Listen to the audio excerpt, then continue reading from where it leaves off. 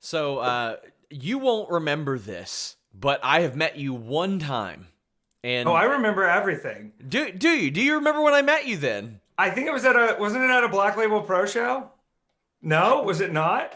okay, maybe it was twice then. It was Maybe it was twice. What was so the first time? Because maybe I okay, don't you remember it don't then. remember, but Oh I no. do because it was hilarious. So I Okay. am at Starcast and I'm on my way to interview Mick Foley. And we're going to get him ice because he comes up to the door and he kind of like looks at his empty ice bucket and he goes, "Do you guys know where an ice machine is?" And I know what that means. It means, "Please go get me my ice. My hips are shit. You've got 15 minutes with me. Let's not make it 7 minutes." Yeah. So as I go to the elevator, I see you there, and I'm with my friend Chief, and he's like, "Ah, Effy, you're facing Nick Gage tonight." And you look at us and you go, "I'm gonna fucking die." I've never forgot that. Oh God. I've never That forgot that. What goes through your mind when you are booked to face a Nick Gage who a little bit different than you? I think it's time to kind of like expand on this day a little bit because this is interesting and it's a very Effy story, which is I kind of like going back to sort of Joey Janela's spring break in New York. I kind of put the onus on Brett and he was like, "Oh man, this is working out. People are really into you." And I was like, "Yeah, Brett, do it again." And so he did it in Tennessee and gave me Orange Cassidy and it was over like gangbusters. I remember Joey coming up to him after and he was like, "This Effy guy, you got to just keep booking him." And Brett was like, "I was watching. I was watching." And so he was like, "Let's just pull the trigger. Let's go. Let's put him against Nick Gage."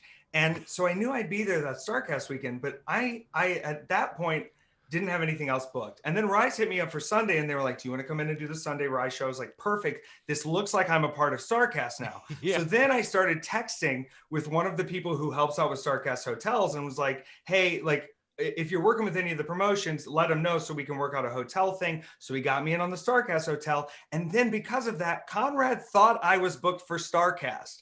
Conrad just like thought I was already booked for it and hit me up and was like, "Hey, are you doing your signing this day or are you doing it on another day?" And I was like, "Oh, whatever time you have open, I'll be doing my signing." And I ended up sneaking in there and having a signing. And I was like, "Nobody's going to pay for this signing." And like 30 people came and paid for the signing. And I was like, "Hold up. Did I just figure this out?" And it was successful for everyone. So at that point, like I was still living in Florida. So I'd been up since I think 1 in the morning to catch a flight in Orlando from Tallahassee. I drove to Orlando. I caught the flight. I got to Chicago. I had to be there for an early interview with Ethan Page. So I needed to land in Chicago by like 10 a.m. So by the time I fought Nick Gage that night, I'd already been up for 25 or 26 hours or whatever. It's 1:30 in the morning. And I look in my bag after everything, that whole day of just like, "Oh crap, I accidentally infiltrated the entire industry here real quick." I open my bag and I go, "Man, I've done well so far. I don't have knee pads." And in Oh. my head, I go, I can ask somebody for their knee pads to ruin, or I can just go out here and be as crazy as I've been all day and go, "It's going to work out the way it's supposed to." And my ass went out there and had a death match with no knee pads on with Nick Gage because of that Oh. attitude in my head at that point, which was like, "You've gotten this far. What's the worst that could happen? There's only, hundreds of people in here ready to watch you go through glass." That mentality just set me up to have such a fun time. And I think losing my mind that night has helped me out tremendously. And of course, like Nick is a scary guy to go up against, but once you kind of see him and once you kind of understand him a little more, what a swell fella. I mean, Oh yeah.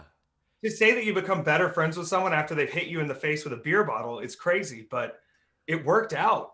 So we had taken it may have been, I think it was Chicago. No, it was Vegas. And one of my younger writers went with us as well, and he's like, "Yeah, me and Nick Gage hit it off." And I'm like hell you did. And then later on that day, I see Nick Gage walking up to one of my like brand new writers. He goes, "There's my fucking guy right there, Andrew." And I was like, "I'll be damned, he did." He He did. did 100%. Oh, Oh that's amazing. man. He's an incredible. We could tell stories for days that would just blow people's minds about the character and humanity behind Nick Gage. What an incredible story. So